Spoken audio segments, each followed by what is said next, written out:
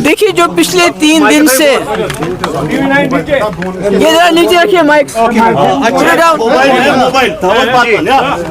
जो यार आप खामोश हो जाओ। माइक के नीचे रखो ना यार, मेरे से ऊपर है माइक रख रहे हो। फिर माइक ऊपर कर नीचे करो माइक नीचे। जो पिछले 3 दिन से असेंबली के अंदर रूलिंग पार्टी का एक ड्रामा चल रहा है और उसके अलावा जो ट्यूलिप गार्डन में हमने देखा ये शर्मनाक है, खासकर जो इस मुल्क के मुसलमान हैं जिनके ऊपर इस वक्त बीजेपी का पूरे ताबड़तोड़ हमले हो रहे हैं। उनको यहाँ की लीडरशिप उमर साहब ने, फारूक साहब ने मिलके, जो वहाँ से मिनिस्टर आए थे किरण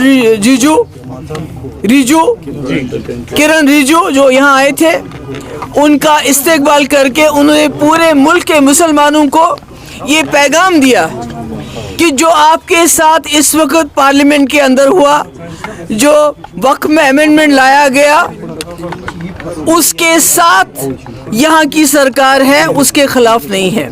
जिससे मैं समझती हूँ हमारे मुल्क के जो मुसलमान हैं उनकी हिम्मत ऑलरेडी जो टूट चुकी है, जो एलिनेटेड फील करते हैं, जो मुसीबत में फील करते हैं, मुझे लगता है उनके लिए ये बहुत ही बुरा पैगाम था जो यहाँ से चला गया।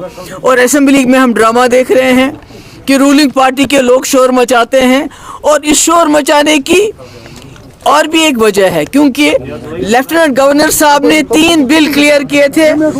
एक तो जो डेली वेजेस को रेगुलराइजेशन का, जो बेचारे सालों साल से बिना तनख्वाह के बहुत थोड़ी रकम पे काम कर रहे हैं, वो बिल क्लियर था। जो ज़मीन, गरीब लोगों को ज़मीन देने के लिए जो वहीद परा साहब ने और एक बिल लाया था, उसको एलजी ने क्लियर किया था। और तीसरा बिल, शराब के ऊपर बैन लगाने का बिल, वो भी क्लियर कर लिया था। तो इन तीनों तमाम बिल से बचने के लिए, डेली वेजेस को रेगुलराइज करना, गरीबों को ज़मीन देना और शराब पे पाबंदी, इन बिल्स के साथ अटेंशन डाइवर्ट करने के लिए असेंबली में हंगामा किया गया। और ये हंगामा इसलिए भी किया गया ताकि जिस तरह से इस्तेमाल किया गया किरण रिजू का यहाँ पर, जिसने ये अमेंडमेंट बिल लाया पार्लियामेंट में, और जिस तरह फारूक साहब और उमर साहब ने उनका यहाँ इस्तेकबाल किया, उससे ध्यान हटाने के लिए असेंबली में पिछले 3 दिन से तमाशा हो रहा था। और आज हमारे साथ यहाँ हमारे एडवोकेट मजीद साहब हैं जो सुप्रीम कोर्ट लॉयर हैं। तो आने वाले 1-2 दिन के अंदर इंशाल्लाह हम भी इस जो वक्फ बिल पे अमेंडमेंट लाया गया उसको चैलेंज करेंगे। नहीं देखिए, ये तो कोई नई बात नहीं है जो हो रहा है। यहाँ सैटेलाइट टाउन्स बन रहे हैं, उमर साहब उस पर खामोश है। लाखों कनाल ज़मीन दी जा रही है, किसके लिए दी जा रही है? ये जो नॉन लोकल्स 83,000, आप मुल्क के अंदर कहीं भी नहीं देखेंगे इतने लोगों को एक साथ 2 साल के अंदर डोमिसाइल मिला हो। तो ये जो सैटेलाइट टाउनशिप्स बन रहे हैं, डोमिसाइल दिया जा रहा है, ये तो सारा एजेंडा है जिसको उमर साहब अब इम्प्लीमेंट कर रहे हैं। नहीं, मुझे you tell me why not the Muslims taken on board before bringing in this amendment? Nobody, कोई मुसलमान किसी, सब इसकी मुखालफत कर रहे हैं। Everybody except for National Conference और उनकी लीडरशिप सब इसकी मुखालफत कर रहे हैं। उमर साहब ने मुखालफत नहीं की, फारूक साहब ने मुखालफत नहीं की, पर मुल्क के अंदर तमाम मुसलमान और यहाँ तक कि जो सेक्युलर जमातें हैं सब इसकी मुखालफत कर रहे हैं।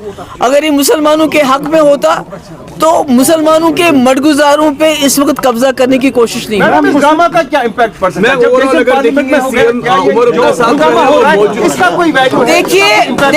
देखिए उमर साहब को इंडियन असेंबली में होना चाहिए था और खड़े होकर ये बात कहनी चाहिए थी, जिसे तमिलनाडु में सरकार ने कहा हम इम्प्लीमेंट नहीं करेंगे, इसी तरह उमर साहब को भी कहना चाहिए था हम इसको यहाँ इम्प्लीमेंट नहीं करेंगे।